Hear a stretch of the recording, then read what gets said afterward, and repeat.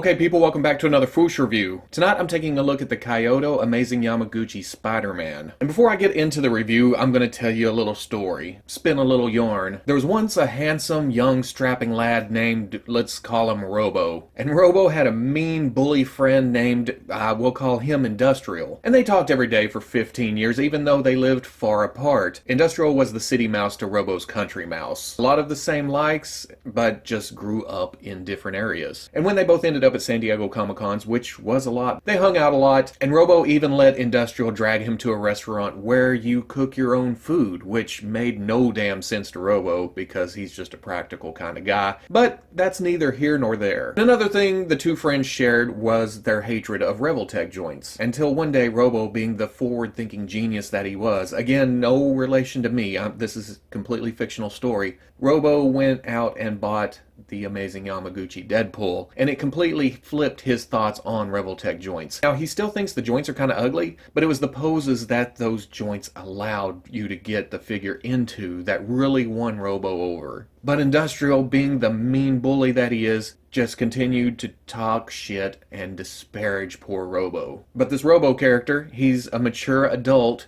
He can allow stuff like that to not get in the way of friendship. Unlike petty Industrial, who just won't let it go. So this review right here is dedicated to Industrial. Now the package, it's not quite as crazy as what we saw with Deadpool. Here it's a little bit reined back, like Spider-Man. So again, this fits. You can see most of what you get in the package, and there's even something loose back there. Again, I think that's the figure stand and the little key thing to change out the eyes. On the side, you get a pretty picture of Spider-Man. On the back, a bunch of posed pictures. It's pretty much the promotional pictures for Spider-Man, but it's very comic book layout. I kind of like the back of this. I don't care too much for packaging, but I did keep the Deadpool, and I may keep this one just for the pure hell of it. On the bottom here, there's some unreadables, but with it being around the pictures like this and no exclamation points, I'm guessing this is something like a lot of extra parts, small parts, don't put them in orifices, that kind of thing. On the other side, kind of the old-timey looking poster picture. On the top, same wording, more window. On the bottom, more unreadables. And I think right here it says something like, "Suck it, Indy." That's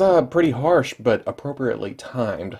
That's weird how that came out, and I'm pretty sure that's what that says. So that's it for the package. When it comes to the Revoltech figure, even in the package, it looks kind of ugly. It's just not meant to do that. But I'm going to get this out and see what this thing can do. And again, on the inside flaps, they put little pictures. And then on the other side, it's the same thing. Little animated Spider-Man. And then at the top, more comic book style. And then get the package open, and it's this. This is pretty badass. I like this. It's not really a background for the figure, but that may go on the wall of the toy room. Okay, first getting him out of the package, there was plastic stuffed up in here.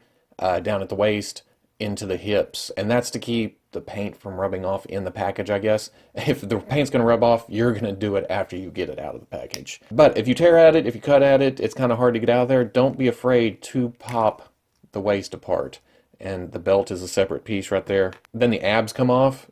They're actually just a cover piece for the central articulation there, and there was some plastic up in there. So it all removed pretty easy once you got everything apart. Put it back together. Put the belt back on. Just make sure to line everything up before actually shoving it back together. And there we go, all out of the package. And I know it looks weird right now. It's not supposed to be posed like this, all vanilla and standing straight up and down. These figures are made for action poses. That's all there is to it. It's almost harder to get into this bland yearbook pose than it is all flippy action posy. The joints are meant to have a large range of movement, so yeah, they look really ugly, especially like this. The shoulders are completely terrible until you get him shooting out spider webs, swinging around, hanging, that kind of thing, and then they look fantastic. But the sculpt, very nice. Yes, it's stylized. It's supposed to be, that's what this line is about. The web lines in the costume, all sculpted in, and then a black wash inside of those. I'm not a big proponent of sculpted webs either way, either innie or outie. It doesn't matter to me as long as the lines are clean. And speaking of paint, the paint's really nice. There is a couple of missed spots for the black wash inside the web lines. That would be around the belt, kind of on the hands, but for the most part they are nice. And then unlike Deadpool, who has some shading in the red, Spider-Man, he's just pretty much red, black, and blue. It's just straight base colors. There could be a little bit, just a little bit of shading, but I don't know if that's the metallic plastic messing with me. It could just be the light catching it weird. Now, like I said, Revoltech is a very acquired taste. You have to be very methodical with the articulation. You have to think ahead. You got to think of what pose you want and then work the joints piece by piece. Swivel to a hinge to a swivel. Make sure everything goes to where you want it to be. And it can be frustrating. Very, very frustrating. But I feel like the final poses are totally worth the frustration. One thing that has been pissing me off is the right arm seems to want to slide off this pin a lot whenever I'm trying to do the poses. But it just goes right back on, and then you go back to posing. Now I may try the extra joints. There was some extras in case you break them or in case they get loose like that, whatever. I like that they added extra joints. The line has won me over. Not enough for me to go out and get more Revoltech, but yeah, I'm good with the Marvel figures. Now going over the articulation, there is a ball joint with 2 swivels up in the neck. A lot of the joints in the body does look like this, or a single ball, where it's a pin, and then there's a hinge in the middle. It's pretty nice that I can pull the joint out completely and just show you everything that's up in there. But the head does have a cup inside of it that hides the articulation, helps hide whenever you're cranking the head really far forward or back. So that goes on there, then this goes on top of that. It works all together pretty well. And with that joint at the top of the neck, you get swivel. You get up really, really good. Down, not so much, but that's where the bottom of the neck comes in, and you can do this. There's a little bit of side to side there, not much back, but again, the top of the head takes care of that. The shoulders are a double ball with swivel into the body and then swivel down into the arm. So it hinges pretty much all the way up, and then you can swivel it around. And because of the double ball, you do get a shift up. That way you can do poses where it's kind of a forcing against them or pushing away. You can shift down. The elbow is the single ball. You can get up all the way. Yeah, that's kind of crazy. And then you get swivel there, both top and bottom. Single ball in the wrist, again, swivel.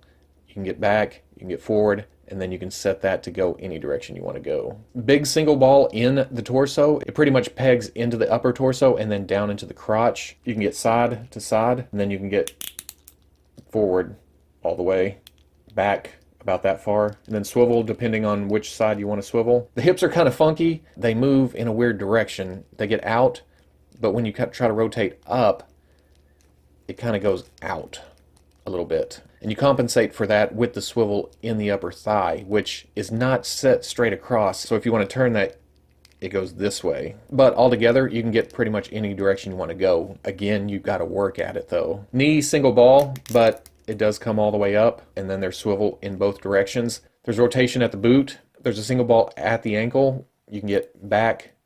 Not a lot of forward. I would like more forward with this being Spider-Man. But there is a toe joint, so that makes up for it a little bit. And then forward-facing pin for rocker. For accessories, Spider-Man comes with 4 sets of hands. He comes with a set of splayed-out wall-crawling hands. Comes with 2 fists. Got the thwip hands, again, very Spider-Man. And then he comes with a pair of grip hands, almost trigger finger hands, but they are for holding a web line. Now, switching out the hands, easy enough. Pin, a couple of them are kind of hard to get on there. For the grip hands, the hole goes up into the thumbs. So when you're switching hands, make sure to look up in there and see which direction the hole's actually going, because I pushed for 2 minutes before realizing the hole wasn't straight in and out. Now for web accessories, he comes with 2 shooting out webs, these attached to the thwip hands. He comes with 2 longer web lines for swinging, or at least faking swinging, and those attached to a couple of sets of hands. And then he comes with a soft lariat type piece of web line. Now the flexible one, it's not rubbery, it's just movable. Now it has a ring on it where you can form a hoop with the web line, and it is adjustable, so you can make that bigger and smaller. The other end has a hook on it. It's not really a hook, it's kind of a kickback,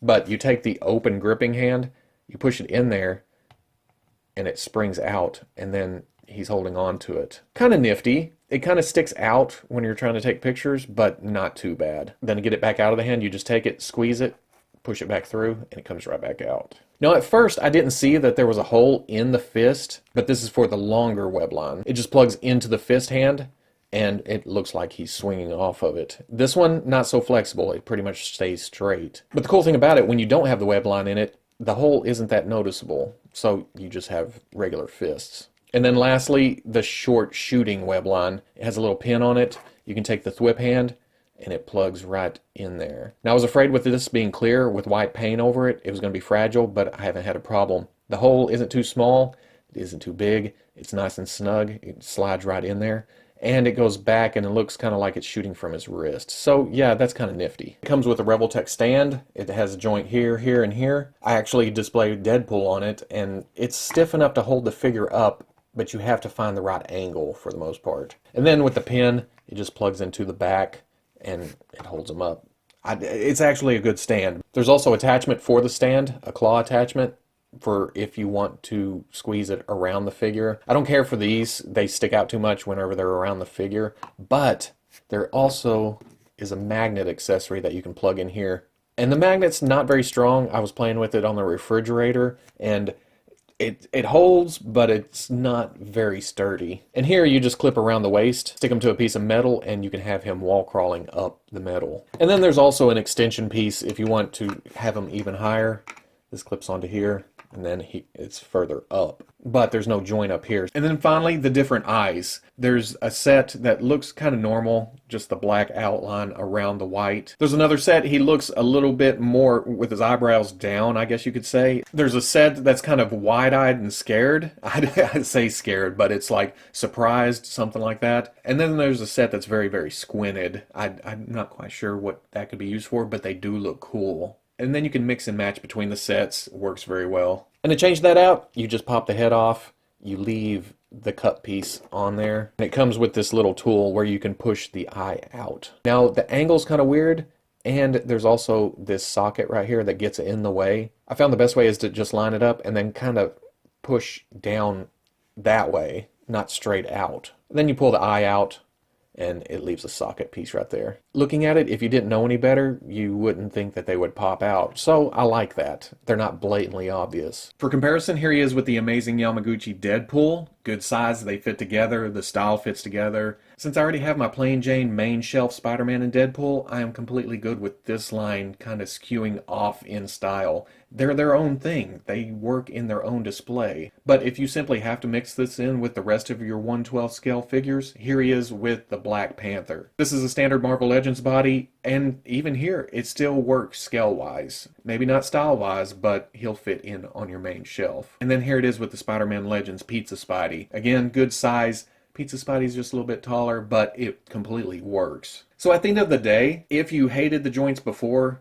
and if you didn't like them, and if Deadpool didn't even bring you over to the dark side, then Spider-Man probably won't do it either. In fact, he's a little bit harder to manipulate than Deadpool. Deadpool kind of has knee pads, he's got holsters, he's got pouches, he's got straps. Those all hide the articulation a little bit better than it does on Spider-Man. Spider-Man's just essentially naked. The skin-tight costume isn't doing anything to hide any of the articulation. But me, when it comes to this line, because like I said, I do have plain Jane versions of these characters, I'm good with the articulation being kind of ugly here, because the poses you can get are freaking amazing. Arms wrapped around, legs over your head, just a great, great action figure. Stressing the action part of that. It's just made to pose. That's it. That's what it breaks down to. Your brain either sees the final overall image, or it sees every little individual part to make that image. And it comes down to the joints either making or breaking it for people. If you didn't like Deadpool, you're not going to like this. But if you did like Deadpool,